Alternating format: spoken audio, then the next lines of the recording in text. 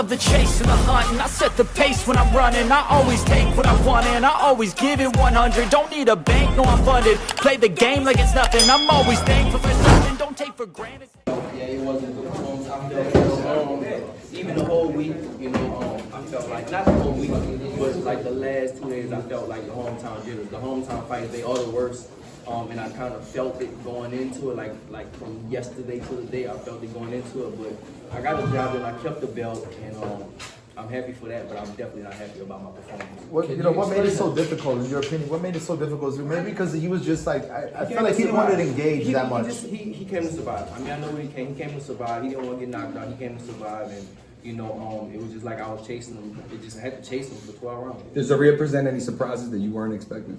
Just the running around. I mean, I thought he was going to engage more, but then when I did drop him, I think that was the third round, then he really just ran around even more. Can you explain what you meant about the hometown jitters? How are you experiencing that? Because it's like everybody you ever know is like here, like everybody, like, everybody's like dealing with tickets and dealing with so many different things, and it literally will get to you, so it's just, I think that's a natural part of things, like the hometown jitters thing. That's just a natural part of it. What do you think about the overall scorecards? In a way that you normally wouldn't. Sorry. I don't know who to answer first. You found yourself getting nervous and worrying about the fight in a way that you normally wouldn't. Yeah, I think so. Yeah, it was. It's something that just happens. I guess it's just like I said, the hometown jitters thing. It just happens. Like my last fight when I fought Zepeda, I felt like Zepeda was a way better fighter, and I fought in LA, and I was just way more comfortable there. But when I fought here in New Orleans, it just was, because you have so much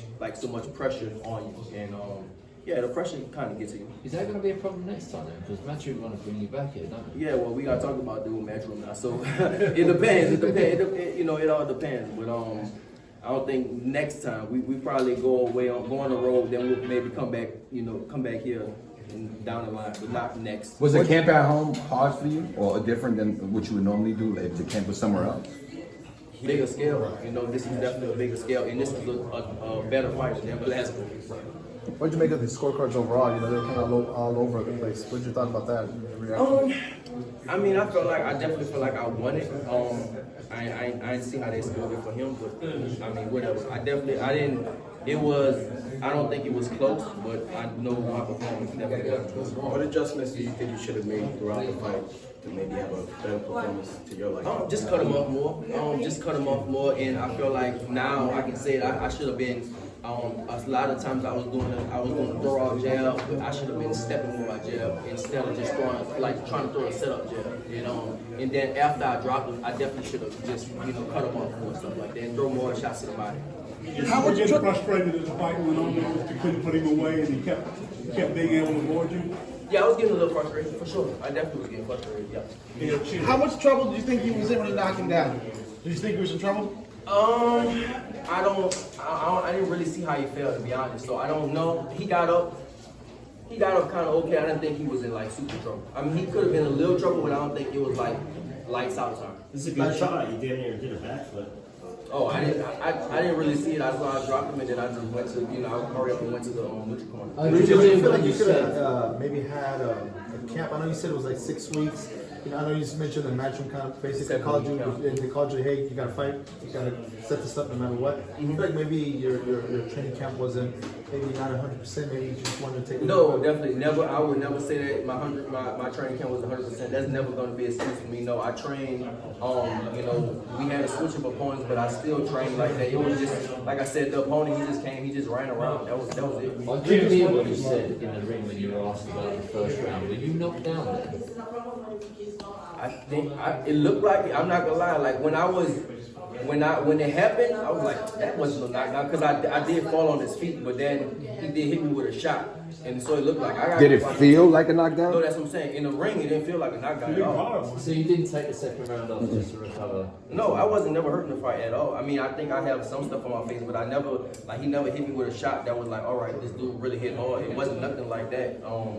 Now, When you said you were getting the jitters a little bit, we've had this week where everyone's been talking about how good Tio Lopez was, and you said you wanted to stop being asked about it, which I do understand, but do you think that added to the pressure you felt on the team? Of course. I mean, it's a natural thing, you know, and sometimes you might overlook things. You have, you know, I have so many big opportunities in front of me, so much big, crazy money, and so sometimes you look past these opponents, and I think naturally that's kind of what you will do, and maybe I did do it. I was looking past, I mean, I guess I was looking past the road. Is it easier to not look past if you're not at home? You think that just all kind of just adds up at once to Yeah, I think so. I mean, like I said, the hometown jitters thing, that's just a real thing, bro. Like, I've seen so many fighters, they go on the road and they perform so good, and then, you know, they have so many fighters that they come home and they just look terrible because you just have so much pressure on. I think for sure, yeah, that definitely. Regis, Bill Haney was here.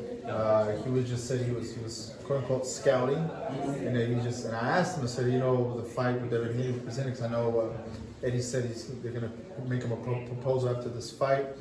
So what do you think overall? You know, do you feel like a fight with Devin Haney would just exercise it immediately after this? But question for both of y'all.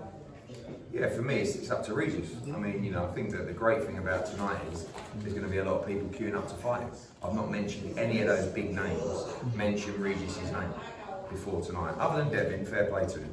But now I think you're going to see people actually target Regis Prograis and say, oh, I think he might be beatable now, which we know that there's, you know, completely different performance to come from Regis Prograis. That's the one thing that I'm happy about.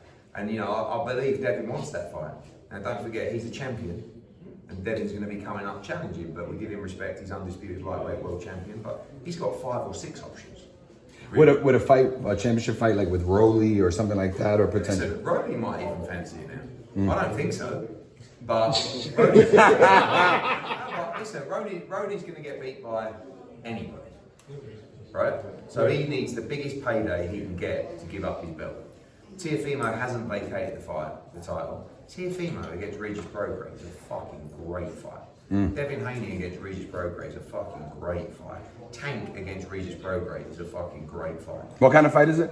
A fucking great fight. Let's go. The thing is, we're not going to see the best of Regis in fights like that. And by the way, I've got to be honest, I was disgusted with Zarilla's performance. Because I think Regis could have been better. He should have cut the ring off better. There's lots of things, but you know, when you get a chance like that to come and win a world title, and by the way, the guy can fucking punch, Zarilla. It's not like he couldn't have won the fight if he would have stood there and let his hands go and traded, who knows? But like, that's the disappointment, and you know, Regis needed to be better. Like, you're going to see the best of him against elite opposition. Can we see Can you understand the mentality if somebody gets a championship? I'm lost. When was the last time you had an opponent that bad on one of your cards? Listen, he's a good fighter. It wasn't that bad a performance. Yeah, I mean, you know, when someone feels the power, when someone doesn't actually want to engage, it's easy for us to sit there and say, come on, do this, let your hands go. He's probably thinking, fuck that. I don't want, excuse me, could be quiet up the back, please. Thank you. He's probably thinking, yeah, I'll fucking let my hands go. Fuck that. I don't want to let my hands go. This guy's he's a savage. So I don't blame. You can never blame a fighter for not wanting to engage. But he made the fight reasonably close because no one really got a chance to land anything. But it was the knockdown and other stuff as well. But it wasn't that he was bad. It was just disappointing for him that he never really came to win the fight. Regis, what do you learn about? Ultimately, we want to make the best fights. And I just got a message from Devin Haney. And I said, I'm in a press conference, can I show them that? And he said, yeah. And that's what he sent me. He's happy. He's ready. He's ready. That's good, man. Hopefully that can be the next fight. Me and Devin Haney. A name we haven't mentioned is Ryan Garcia, and I know he may have some issues right now, but is that a name that interests you? Maybe yeah, bro. All these names, bro. All the big fights, unification, all these names. Yes, listen, I welcome anybody. I really welcome anybody. Honestly, he wouldn't say no to one fight. You couldn't name one fight that he would say no to. Obviously, it's got to be right, but it's not even like, yeah, like, no. Nobody. Not one fight. It's all about the money, bro. That's it. I'll fight anybody. It's just. But I'm also saying, and you will get the most money.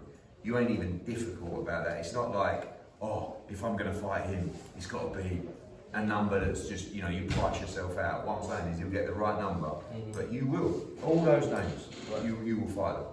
You know, and that's great to work with. He wouldn't fight me. He's small. Well, yeah.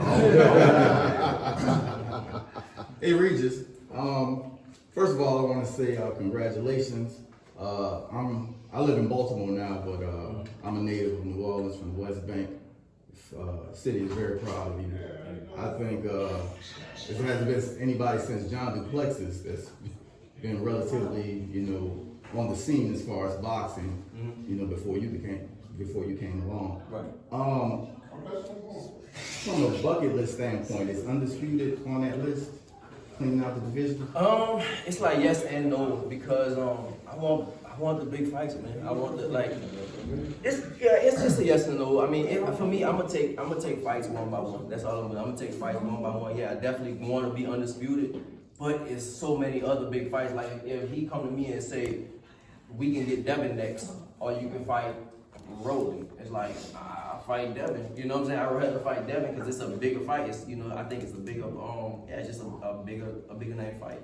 But I will, of course, I will want to be undisputed. But it's so many. I have so many options right now, so it's just like we'll have to just talk and then we'll see what happens next. That's all. Does that feel surreal coming from where you came from, where it was difficult to get a match? For sure, bro. It's pinched me, bro. I'm dreaming, bro. Like coming from where I come from, like I never even thought like this is possible. And like I'm on the biggest stage, we're one of the biggest promoters. You know, we packed the house tonight. All my people here, like I'm loving it. Right, guys. Well done, Regis. Enough questions.